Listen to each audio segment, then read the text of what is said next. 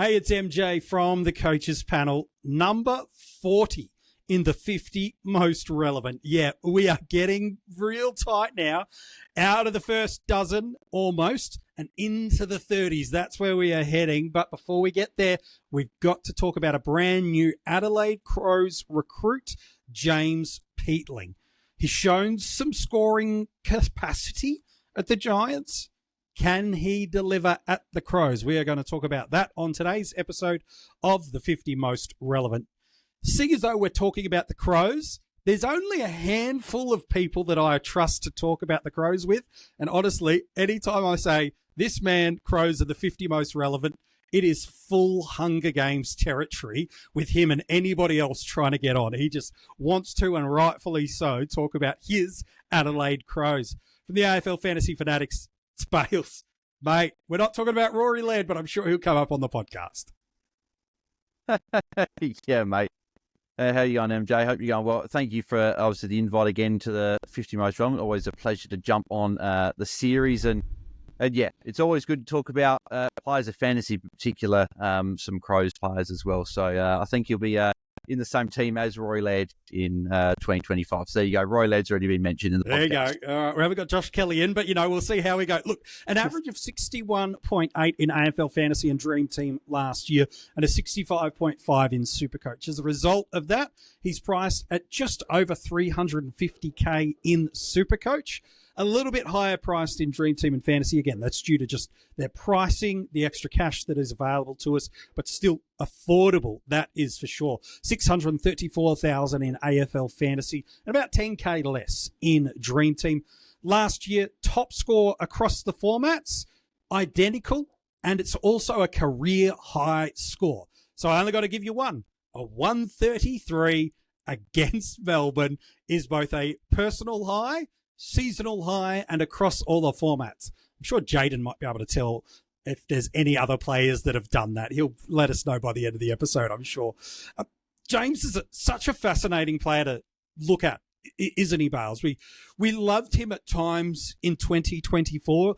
There were moments where he showed as a mid-forward that this guy could really score nicely, and there were other moments where he just got subbed, and eventually you just couldn't trust him and what the Giants were going to do. But he's got some pace and some speed about him. His closing speed, especially when it comes to applying pressure and tackles, is actually pretty ferocious. And then when he gets the ball in hand, he's not too bad. Basically a career disposal efficiency of 70 across his now handful of seasons at the AFL. A quarter, even up to a third of the AFL wanted this guy on their list during the trade period. The Crows win out, and you would think if he can get any of the midfield scope that he saw at the Giants in a full season at the Crows, this could get real interesting for our fantasy teams, couldn't it? Yeah, I'm really keen to see how James Peatling goes, not only as a fantasy fan, obviously as a Crows fan as well, because I think he adds something different to that Crows midfield. Obviously, we've heard in the media for the past couple of years that Crows midfield is very one-dimensional. It slides vanilla, but we saw with the induction of Rankin a bit more in the back half of last year. We saw Saligo going through there. A few of these guys got a bit more pace and a bit more spark there. But I think Peatling adds that. He's got that he's got that pace where he can burst out of stoppage, as you mentioned. But he's also got that inside toughness.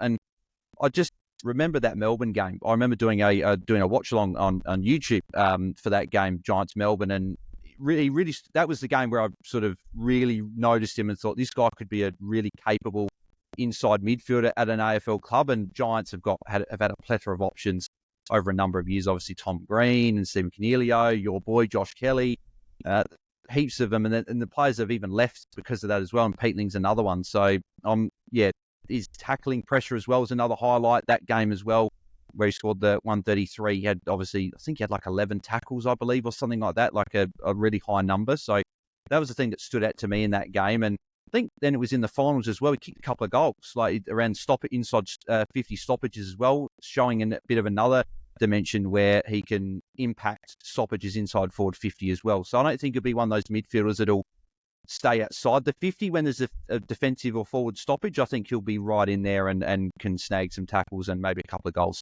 I think so. Just the 2 tons in AFL Fantasy and Dream Team last year in the home and away season, but 6 other scores of 80 plus. Very similar, but a little bit higher frequency of tons to 80 plus scores. Still a total of 8, but the split is a little bit better. Instead of 2 to 6, 2 tons, 6 80 pluses in AFL Fantasy. It's a 4 and 4 split in SuperCoach. There's a couple of games I really loved when you look back. One, it was probably his most prolific all-round game, and then other was still quite solid in round 8. 24 touches, goes at a disposal efficiency rate of 58, so not great, and yet still 8 tackles, 4 marks, goes 115 in fantasy, 116 in SuperCoach. And then that game that there was the career high fantasy score that we talked about at the top.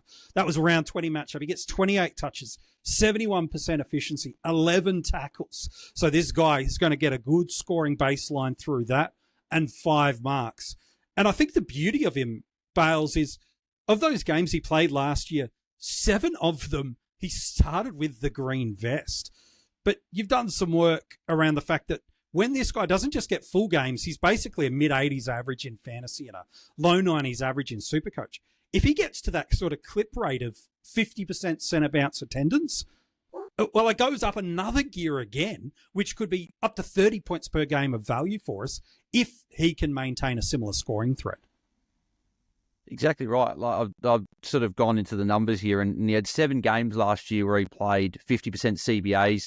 They're in the home and away season, averaged 94.6 from those 7 games. And that's including a 33 that he scored against Fremantle, which I can't remember a huge amount of that game. But when someone's averaging 94.6 with a 33 in there, it's pretty impressive. And I know that in fantasy we do sort of cherry pick some stats, but I do feel like James Peatling is a guy that you probably have to sort of understand what his potential value can be in 2025, because there was a lot of games, as you mentioned there, where he was sub, he wasn't playing full games, he was even playing forward at times as well. But when you've got all these stats from when he's been playing just purely in the midfield at the Giants, I think that if you're getting over 30 points of value potentially, I think that that's something that we as fantasy coaches and even in all the formats need to definitely take note of.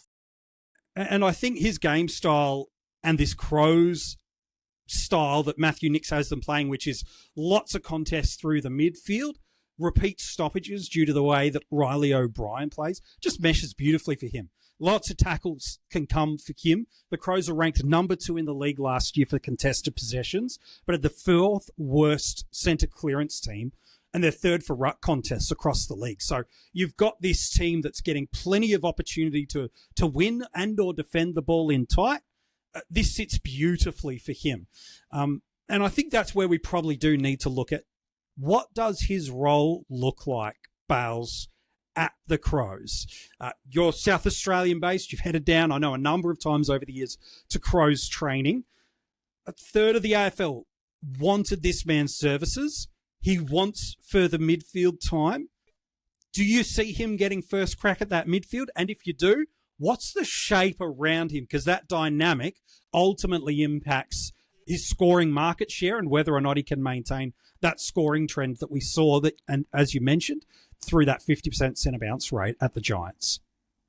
Yeah, the Crows midfield mix is going to be very interesting. I think I've heard a number of people say, and I agree, that's going to be one of the more interesting midfield groups to watch over the pre-season. I think James Peatling does get one of those midfield roles. I don't think he wouldn't necessarily gone to the Crows, and the Crows wouldn't have gone after him if they weren't looking to bring him in as a midfield. The Crows have got a lot of damaging forwards, struggled a bit last year for scoring, but the year before, obviously they were the highest scoring team in the AFL. And I think last year, the thing that probably wasn't spoken about a lot, and it affected Jordan Dawson a fair bit, I think, as well, was Riley Thilthorpe not being in the side, because that meant that Jordan Dawson had to play more forward, which then meant you'd have extra players playing the midfield. The midfield dynamic wasn't quite working, and a lot of those losses came in that sort of first 3 to 4 months where Riley Thilthorpe was missing. So I think it's going to be interesting to see how it goes. I think Peatling will be one.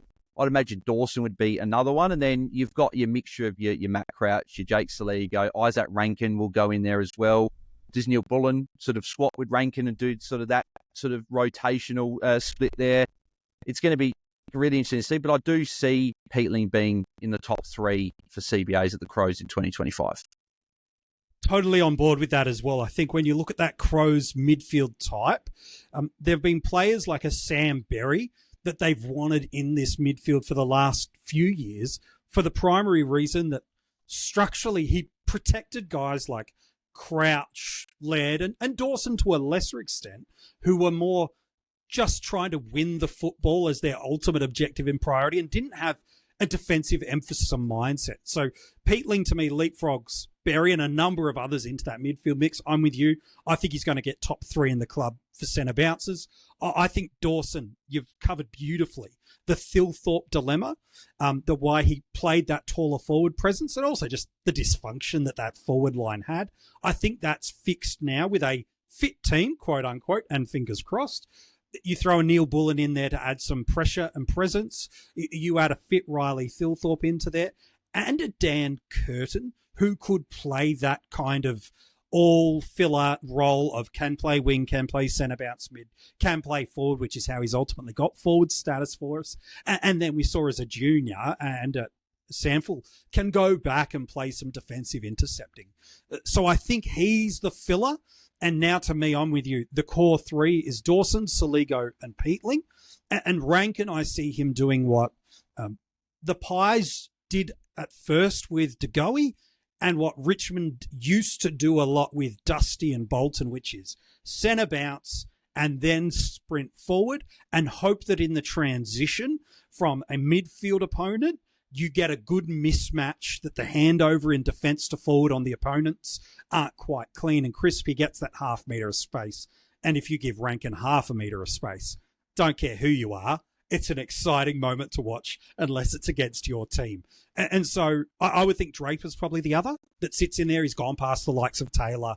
I think Rochelle, Keys and Neil Bullen are only if something goes bad mid-game. And I mean injury bad. I think it's going to be a pretty tight 5. It'll be those 5 to me. I don't buy into the narrative that Laird will get centre bounce opportunities. I think he's done as a midfielder. It's back to the half-back.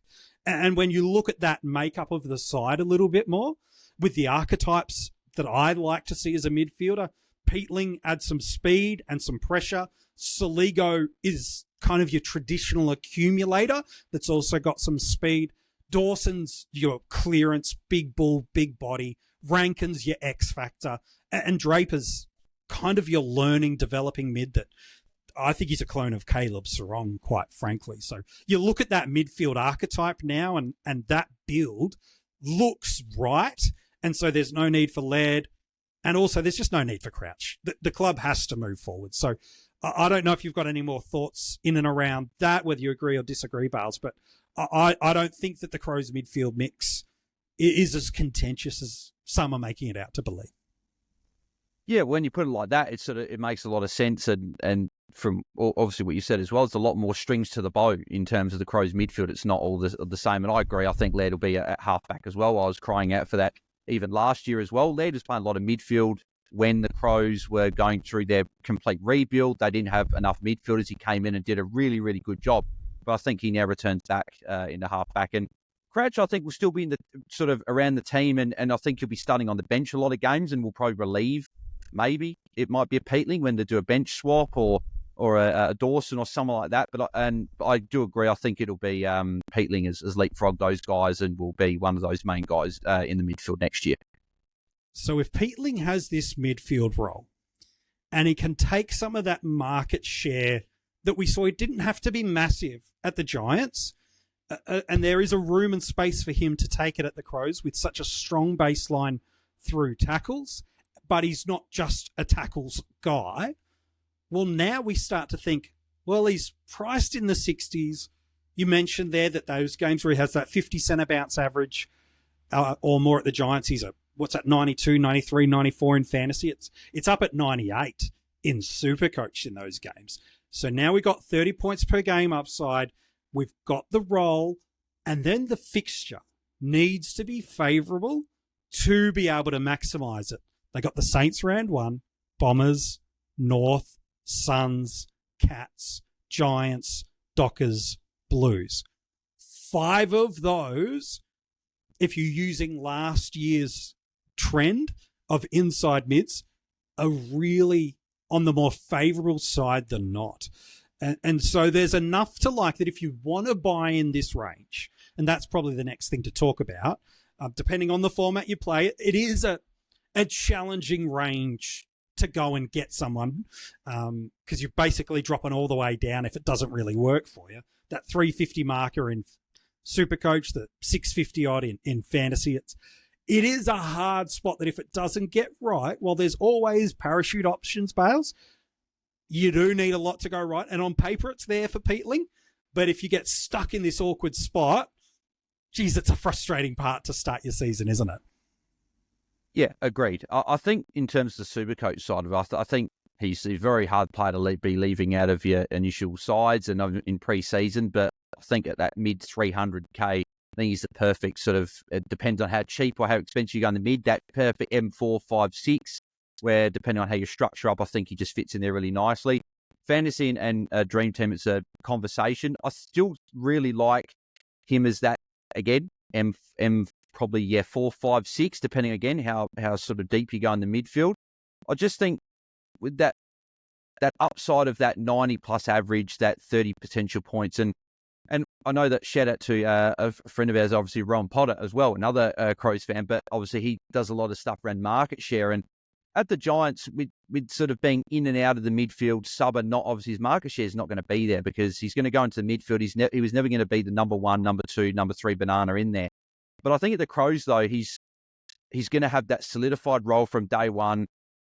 Obviously, the players in the club know that there are other clubs chasing Peatling as well, so he's going to go in there. He's going to command more of that market share, which could even be better. That average climb up 95, 96, 97, could even hit 3 figures in a realistic world. Whether he gets that 3 figures is another conversation when you've got likes of Dawson and Rankin and Saligo and guys like that in midfield. But I think there's scope that he can go as high as that. And particularly in fantasy, you're looking for those players that are priced around the 60, 70. If you want them to be going at that around that 90 average to be really worth that pick. And I think that we've got a 7-game sample size last year in a Giants team where he's sort of in now that midfield where he has averaged over 90. So I do like the pick, and he's definitely training with my team in the preseason. So I'm really keen to see how he goes in the preseason and all the match sim games before we get into round 1. The beautiful thing about Peatling is at this price point, it's hard to get something that's proven to give you 30 points of upside. While it's only 8 to 10 games of data, it's enough to give you confidence. The pathway and narrative for why he chose the Crows and how he sits into this Crows midfield mix that now I believe actually looks much more balanced because of a few arrivals, and he is one of those central pieces. Should it go well with that favourable fixture to start, you're laughing. You are banking not just only points, but cash generation. And quickly, with the Crows having one of the ladder buys, you can jump off him there if all goes well. If not, the beautiful thing is while he is priced in an awkward spot to jump sideways, I think most people would have some form of DPP in the defensive line or in their forward line. So it's not just like you're locked in now to that, let alone in Dream Team and SuperCoach where you've got the flex. You've got avenues and options to get to that guy that is breaking out in this mid-range if you need the parachute off, if you need to drop down to that cash cow that you've missed for whatever reason. He can become that guy that all of a sudden you use as a fix-up of your team structure. If that defender kind of mid-range guy isn't working out, it's like, oh, no, it's not going to work for me. I'm just picking a name. I'm not jinxing him. Kitty Coleman, it didn't work out. That's it. Well, Peatling down to the mid-rook you missed. Now, all of a sudden, that premium you weren't so sure about. So maybe it's going to be a trade or two if things don't go perfect. But that's what those early trades are for, Bales, at the start of the year. It's correcting the things we need to now that we've actually got hard and fast data. Yeah, and we saw that last year with Ollie Wines. A lot of people started with him with the good early fixture, and a few people, and I was one of those that jumped off straight away, and a few people jumped off first couple of rounds because of that. And it adds that flexibility into your side where you're not pigeonholed into a structure. If you've got a couple of these mid-price, particularly in the midfield as well, when there's so many of these rookies that we're going to be looking at picking. I've got a couple of the expensive 300k rookies on my bench at the moment, let alone I haven't even picked a couple just because you can't fit them all in. But that's probably not a bad thing, because if Peatling were not to work, you can go him down to a rookie, or if in another position, if another mid-price doesn't go, you can go them down, you can go Peatling up, because it won't be too far to get to those. But the other two things I just want to say about Peatling as well was that he doesn't have opening round, which is another good thing when you look at the likes of a Stephen Cornelio and Will Day around that sort of 6, 7, well, they're both in the 700Ks, not too far away, but they both got that opening round and they'll have an early buy. But then the other thing as well, you mentioned with the fixture as well. I was mentioning just with the market share alone, potentially with an increase in that, you might see an increase in average from that sort of 90 plus there. But with the early fixtures as well, with the good matchups, that sort of adds another layer to that as well, because that's what you're looking for with these mid prices. You want them to get off to a really good start to then go up in value, and then worst case scenario is you trade them to a fallen premium, but best case is you hold him to around 15, as you mentioned, and trade him at his buy. So the only sort of real fixture I'm being nervous about is the Giants game, but we all know players' revenge game, they like playing against their former side. So I think that could even be, I'm not even too worried about that game either. So that the fixtures as well really do paint a good picture for Peatling in 2025 as well. There's a pathway and a narrative for him to have a favourable role in a side that suits his game style, with a fixture that can deliver you the promising output, with a guy that has shown over almost 8 to 10 games, when given this role, he's got 30 points per game of upside that is proven in this spot. That's the upside. The risk, while we've just said how easy it can be to pivot and to sideways elsewhere, you are shopping in a range that can be awkward. And if you have nailed all the other elements to your side, you can kind of get stuck in a halfway house. It's why some, what guns and rookies in a quote unquote premium and cash cows at the top end doesn't happen too often. With the value we've got in other spots, we are seeing coaches with some excess salary cap going, well, all of a sudden, I don't have to quote unquote settle for this mid 60s guy. I can go up a little bit higher. Like Adam Chera, who we talked about a few days on the 50 most relevant. He's that 100K or so, depending on the format, a little bit higher, and also a little bit higher scoring ceiling. And so this is where it starts to become not just, oh, he's 30 points of upside, go, go, go. It now comes down to the individual team build. What is their risk appetite? Are they going on roll risk? Is it some early fixture buy risk? Is it some injury risk? That's why Peatling's sitting in at number 40, because we've made it sound as if it's money for jam, and if it doesn't go well, it's an easy out. And for the most part, that is true. But there's a lot of variables that we've all got to hold and consider when it comes to how we build our classic sides for 2025. But draft could be fascinating to me, Bales. We always end the podcast looking at what we think this means from a draft in a single season perspective. And of course, we're talking about picking it on the Keeper platform. Where do you think he goes on draft day?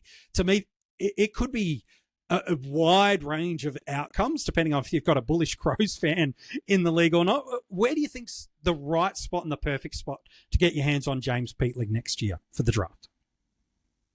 I think that the perfect sort of spot, if it all lands well, is that sort of first bench spot. If you can pick him as a bench midfielder and be that guy that if he does go at this 9,500 mark that realistically you could get to, then fantastic, you've got yourself a winner. But it also leaves you, if he doesn't do it, he's on your bench anyway, so you haven't taken that risk. And there will be leagues as well, maybe some deep leagues where he might be your M6 or something like that. But the other reason I like picking him on your bench as well is that I mentioned to you before we started recording is that if you pick up a player in the midfield, like I'll just use Isaac Cumming for an example, just because he's the first one that comes to mind, might get defender status.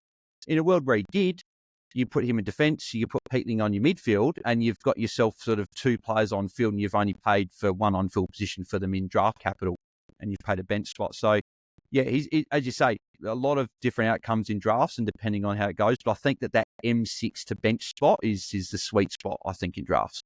Yeah, I'm with you. If you could, M6 is like right on the edge of how happy I'd be to jump for him. But all it takes, again, you draft in late February and the Crows have had a lots of strong words, and they've had an intra-club and he's dominated. Well, now he's going up a couple of people's ranks and tiers. So there's always the variables and outcomes that come through there. But I think you're right. That feels like about the sweet spot of where to get him. And if always you can get someone at the back end of that range, the upside just feels even bigger. Hey, Bales, always love talking fantasy footy with you, let alone about your, mine, and our Adelaide Crows. Where can people get in touch with you across social media? And what have the Fanatics got lined up for us this pre-season? I think you guys are going to have a busy one. That seems to be the case. Yep, yeah, exactly. So we've got plenty planned in the pre-season. You can find me at BalesDT across the socials as well, and us at AFL Fantasy Fans on X, and Fantasy Fanatics on YouTube as well. Yeah, as I said, we've got plenty of things sort of planned for this pre-season. We've got the head-to-head series will be starting in February. Obviously, getting a lot of the community on and chatting through some players and putting them head-to-head.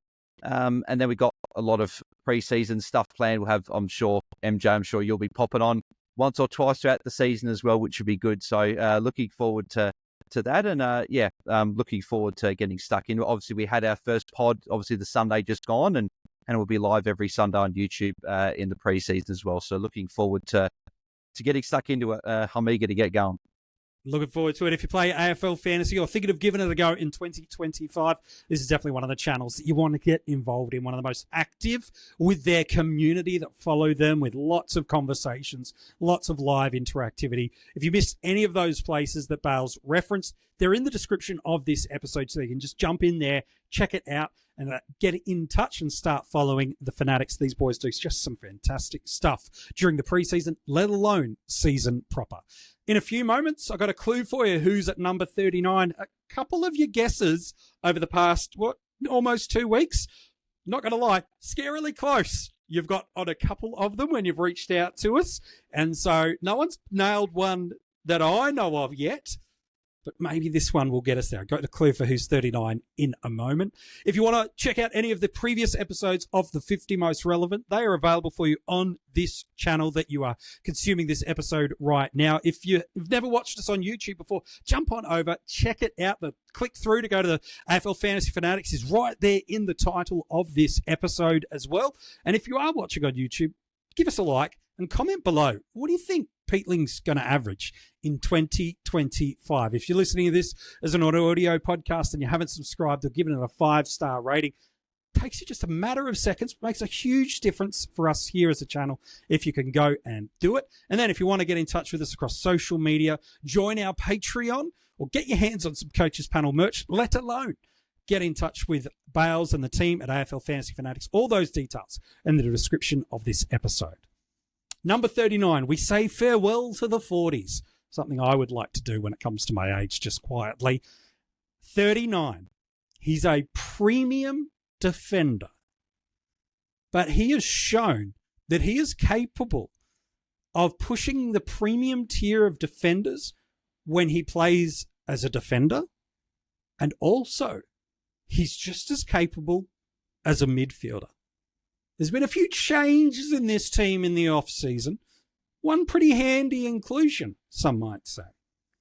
Does that help, hurt, or do nothing to his fantasy output? He's defensive eligible, and he can score with the best of them. His basement, not too bad scoring either. That's enough clues. You'll find out tomorrow in the 50 Most Relevant.